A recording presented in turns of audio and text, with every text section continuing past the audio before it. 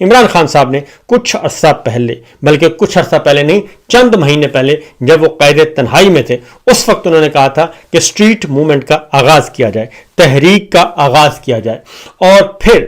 سب سے بڑی بات یہ ہے کہ انہوں نے یہ بھی کہا کہ آپ سب مل کر اس نظام کو گرائیں اور اس جعلی نظام کے خلاف مزاحمت کریں۔ عمران خان صاحب پہلے شخص تھے جنہوں نے جیلوں میں بیٹھ کے، جیل میں قید ہو کر انہوں نے کہا تھا کہ 26ویں ترمیم، غیر آئینی ترمیم آ رہی ہے، 27ویں غیر آئینی ترمیم آ رہی ہے، اور ان کا ارادہ ہے آئین کو توڑنے کا، مسخ کرنے کا، اور ان کا ارادہ ہے عدلیہ کو پامال کرنے کا اور بنیادی انسانی حقوق کو پامال کرنے کا، میڈیا کو دبانے کا۔ انہوں نے جیل میں بیٹھ کر یہ بات بتائی تھی، لیکن کسی کے کانوں پر جوں تک نہیں رنگی، اور اس وقت وکلا نے بھی وہ ہمت نہیں دکھائی جو اب وکلا کو اندازہ ہو گیا کہ اب معاملہ بہت زیادہ آگے نکل چکا ہے۔ لہذا عمران خان صاحب کی جو وہ اپیل تھی، وہ جو ریکویسٹ تھی، اور جو ان کا ویژن تھا، وہ اب امپلیمنٹ ہونے کی طرف جا رہا ہے۔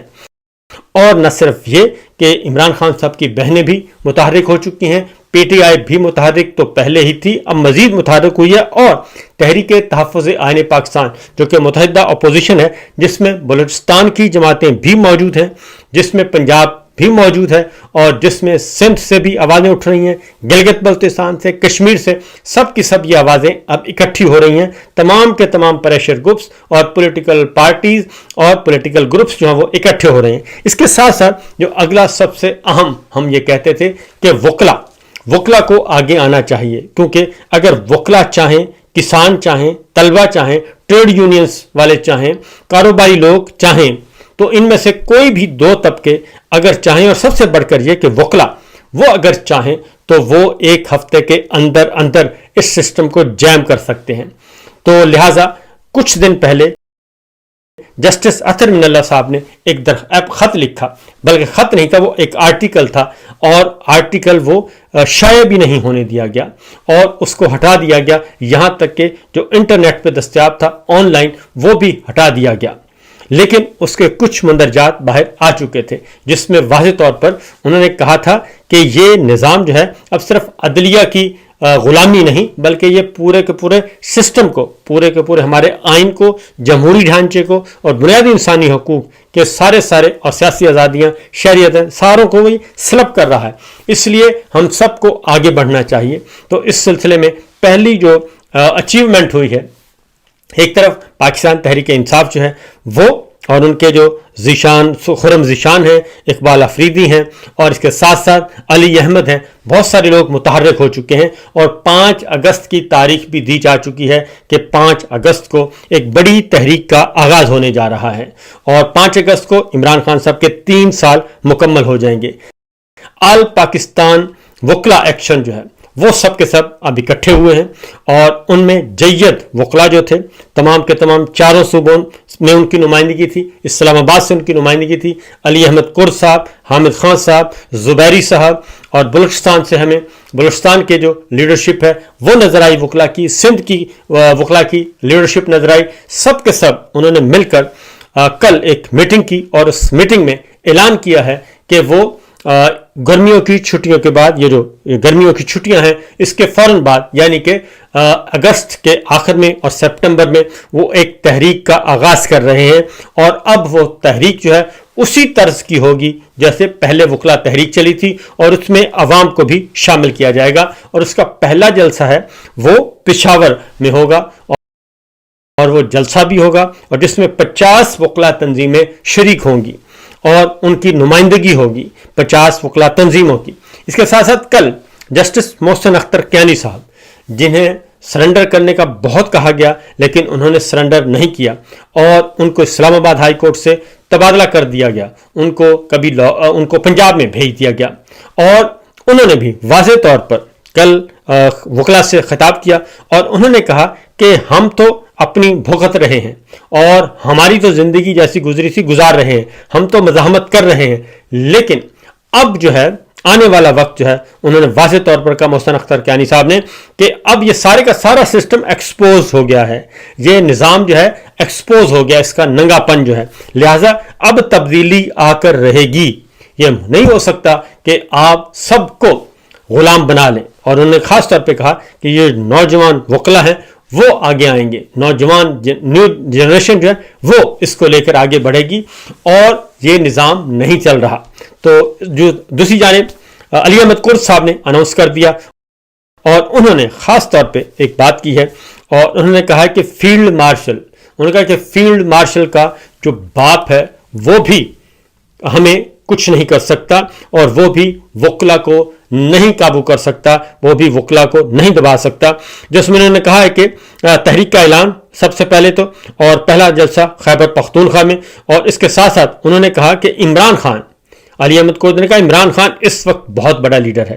اور جس کو میں نے کہا یہ مرد کا بچہ ہے, تو جو 3 سال سے کور کمانڈو کی طاقت کے سامنے چٹان کی طرح کھڑا ہے, جو پاکستانی اس سے ہمت اور جرت انسپائر نہیں کر سکتا, وہ پاکستانی ہی نہیں ہے. انہوں نے کہا کہ 22 کور کمانڈر 35 کور کمانڈروں کے مقابلے میں وہ اکیلا کھڑا ہے اور ڈٹ گیا ہے, اور اس نے کمپرومائز نہیں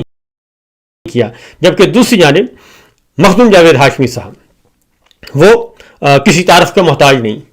انہوں نے بھی ایک بات کی, اور انہوں نے کہا کہ ذوالفقار علی بھٹو صاحب سے کمپیئر نہیں کیا جا سکتا عمران خان صاحب کو. عمران خان ذوالفقار علی بھٹو سے بہت بڑا لیڈر ہے.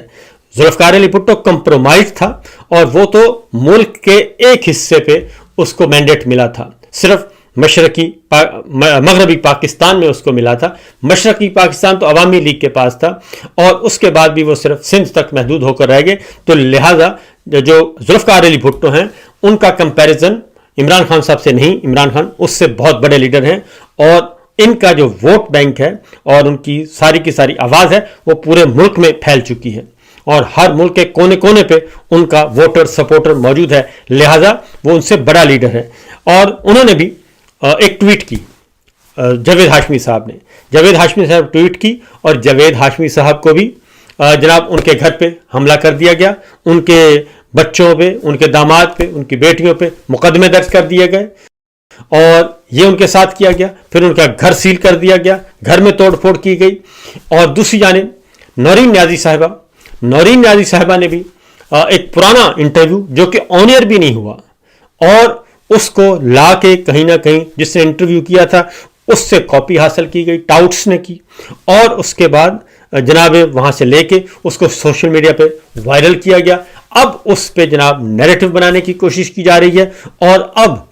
سائبر کرائم والا ونگ جو ہے وہ بھی متحرک ہو گیا, جاوید ہاشمی صاحب کے خلاف بھی ہو گیا, اور نورین نیازی صاحبہ کے خلاف بھی ہو گیا. اب لوگ سوال اٹھا رہے ہیں کہ جناب مولانا نے بھی تو باتیں کی ہیں, تو مولانا صاحب کے خلاف آپ کیوں نہیں جا رہے؟ اس طرف کیا کوئی گرم ہوا آ رہی ہے, یا پھر یہ آپ کا فکس میچ تھا؟ تو میں تو اس کو نہیں مانتا کہ یہ فکس میچ تھا. مولانا فضل الرحمان صاحب کی طرف اس لیے نہیں جا رہے کیونکہ مولانا فضل الرحمان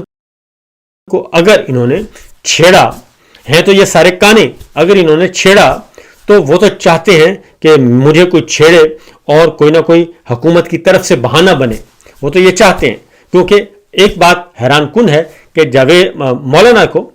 جلسے کی اجازت دی مریم نواز صاحبہ نے. قصور کس کا ضلع تھا؟ ملک احمد خان صاحب, اسپیکر صوبائی اسمبلی پنجاب. اور ملک احمد خان صاحب کون ہیں؟ جنرل باجوہ صاحب کے دستے راست اور شہباز شریف صاحب کی ڈیل کروانے والے. تو یہ پورے کا پورا قصور میں جلسہ مولانا فضل الرحمان صاحب کرتے ہیں, مریم صاحبہ کی حکومت ان کو اجازت دیتی ہے, اور وہ جلسہ کرتے ہیں, اور اس کے بعد وہ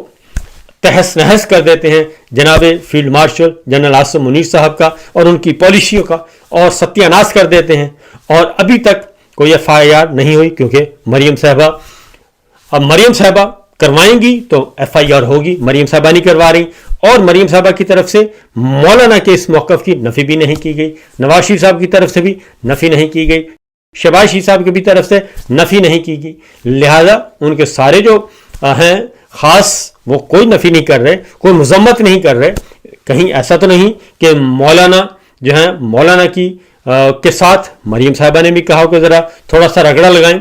ہمیں فیلڈ مارشل تنگ کر رہے ہیں, یا پھر مولانا کو کوئی رگڑا لگنے لگا تھا تو انہوں نے یہ کہا. تو بہرحال یہ بہت ساری چیزیں ہیں, اور مولانا ابھی تک ان کا پلڑا بھاری ہے, اور مکمل طور پر وہ چھائے ہوئے ہیں, اور وہ آڑے ہاتھوں لے رہے ہیں. کیونکہ اگر ان کو چھیڑتے ہیں تو پھر ایک مدرسوں کا جال ہے پورے ملک میں پھیلا ہوا، تو وہ مدرسے کے سارے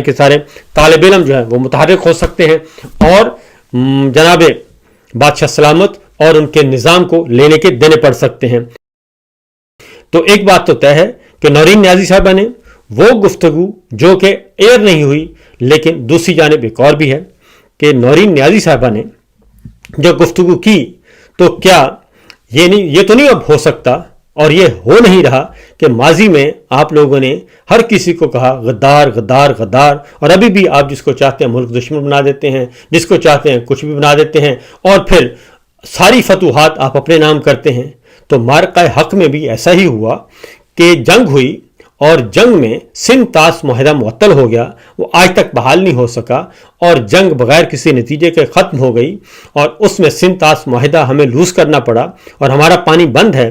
اور پھر اس میں پاک فضائیہ کے شاہینوں نے اصل کارنامہ سر انجام دیا، اور ہونا تو یہ چاہیے تھا کہ ایئر چیف کو جو ہے وہ فیلڈ مارشل کے طور پہ ان کو اس اعزاز سے نوازا جاتا اور ہمارے شاہینوں کو نوازا جاتا، کیونکہ ہماری بری فوج کی تو باری نہیں آئی لڑنے کی، اور فیلڈ مارشل کی تو باری ہی نہیں آئی، تو پھر ان کو فیلڈ مارشل کا عہدہ بھی دے دیا گیا، اور پھر ان کو تاحیات استثناء بھی دے دیا گیا، پھر ان کو 5 سال کی مدت بھی دے دی گئی،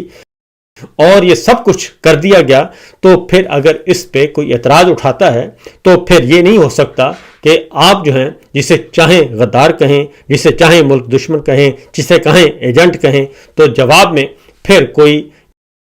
جو مظلوم ستایا ہوا ہے آپ کے ظلم کا، اور وہ اٹھ کر آپ کی فتوحات جو کہ مشکوک ہیں ان فتوحات کے بارے میں بھی کوئی بات نہ کر سکے،